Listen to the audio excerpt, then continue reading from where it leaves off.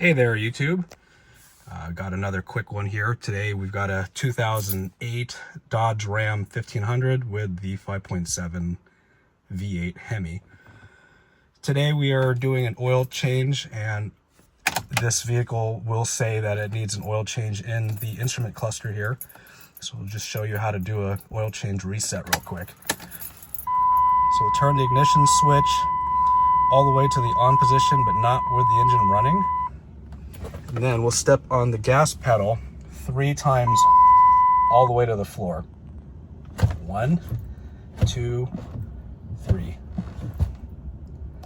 Should be able to just shut the ignition off, and that should have reset the oil change reminder. So we'll turn the key back to the on position and see if it comes back.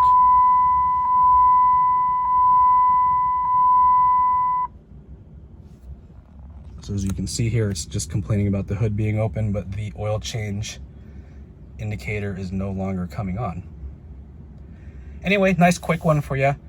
I hope this helps. If you like videos like this, please subscribe to my channel so you can see more as I post them. Thanks, and have a nice day.